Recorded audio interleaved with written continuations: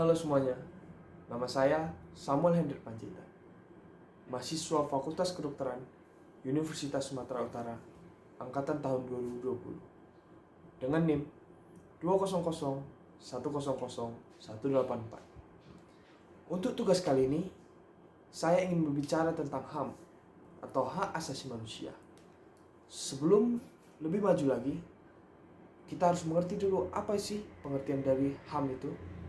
Nah, HAM atau Hak Asasi Manusia adalah sebuah konsep hukum dan normatif yang menyatakan bahwa manusia memiliki hak yang melekat pada dirinya sejak dia lahir. Nah, hak asasi manusia ini berlaku bagi siapapun, kapanpun, dan dimanapun. Dan sifatnya adalah mutlak dan tidak bisa diganggu-gugat oleh orang lain. Nah, untuk tugas kali ini, saya akan bertanya kepada 3 orang, tetangga atau orang yang berada di dekat rumah saya, untuk mengetahui bagaimana pengetahuan masyarakat awam tentang HAM. Dan juga nantinya saya akan memberikan mereka studi kasus tentang penyimpangan HAM. Nah, saya ingin melihat apakah reaksi mereka. Untuk itu, sesudah ini saya akan menampilkan video studi kasus mereka. Silakan tonton.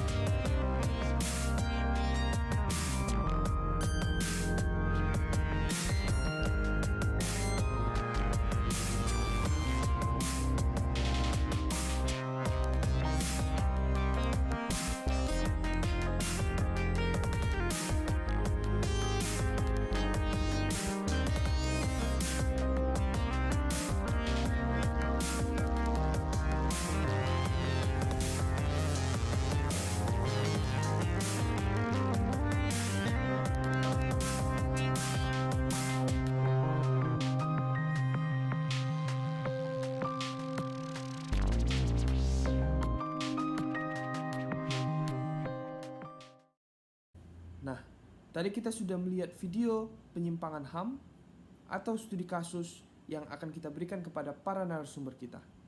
Sekarang, kita akan melihat reaksi mereka dan juga kita akan melihat seberapa dalam pemahaman mereka akan teori hak asasi manusia ini.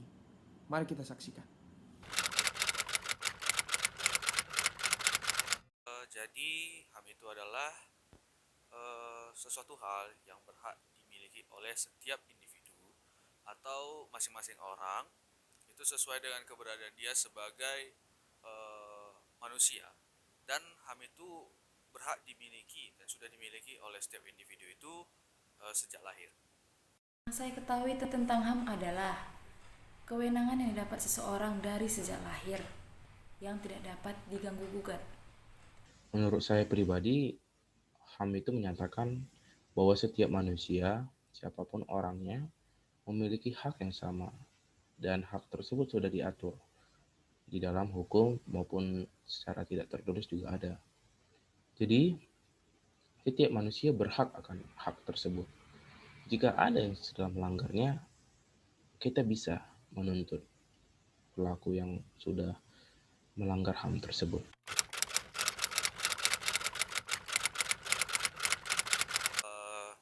Jenis-jenis HAM ya, mungkin yang pertama pertama adalah hak untuk berpendapat. Jadi setiap manusia itu berhak untuk berpendapat atau menyuarakan sebuah pendapat di muka umum.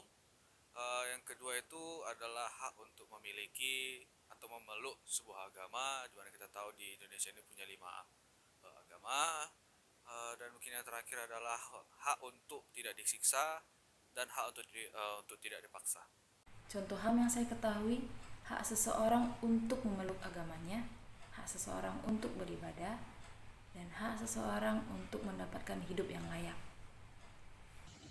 Contoh HAM yang saya tahu beberapanya ialah hak untuk hidup, hak untuk berpendapat, hak untuk mendapat perlakuan yang sama dalam hukum, hak untuk juga berkomunikasi, hak juga untuk berorganisasi. Gimana ya sebenarnya di video itu tadi, sebenarnya itu salah di mata hukum dan itu sebenarnya salah di mata masyarakat karena si pelaku atau si pemerkosa itu telah mengambil paksa hak dari eh, si korbannya dengan mengambil kesuciannya dengan cara diperkosa.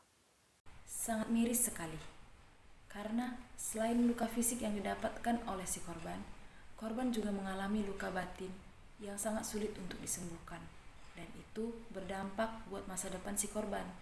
Terkait dengan video, saya sangat sedih melihatnya. Bagaimana bisa kejadian tersebut bisa terjadi? Kejadian itu merupakan sebuah perencanaan yang matang antar sekelompok pelaku, yang mana pelaku sudah berencana dengan begitu baiknya untuk melakukan sebuah pelanggaran HAM. Saya merasa sangat sedih melihat korbannya dan melihat pelakunya juga bagaimana bisa sekeji itu. Karena itu adalah temannya, teman sekolahnya.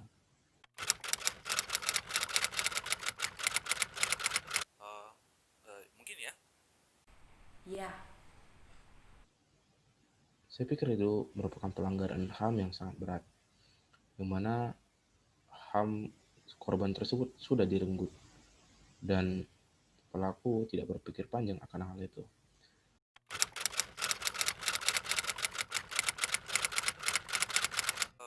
Boleh saja sebenarnya, tapi itu sebenarnya harus diserahkan kembali ke mata hukum. Jadi kita harus ikuti alur hukum dan boleh sebenarnya dibicarakan secara kekeluargaan.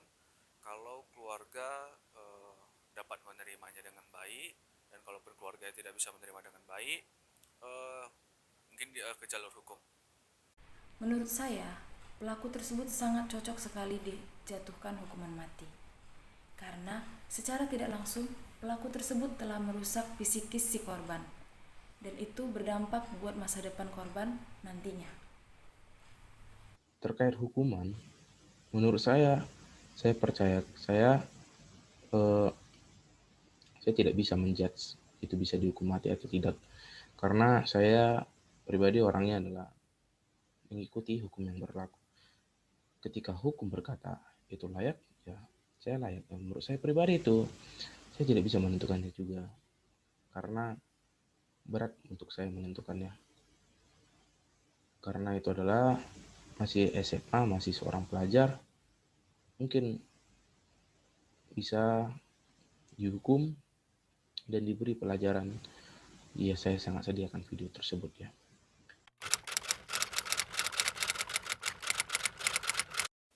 Gimana ya? Sebenarnya dari video itu pun kita bisa belajar, dari tindakan itu bisa kita belajar bahwa wanita pun harus menjaga dirinya ketika di luar.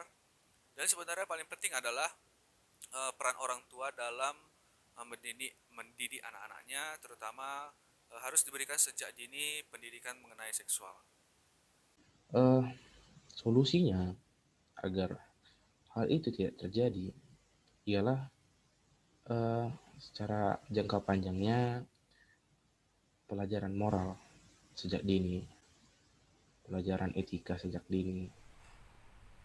Pencegahannya harus adanya pendidikan budi pekerti yang dimulai dari dasar keluarga itu sendiri.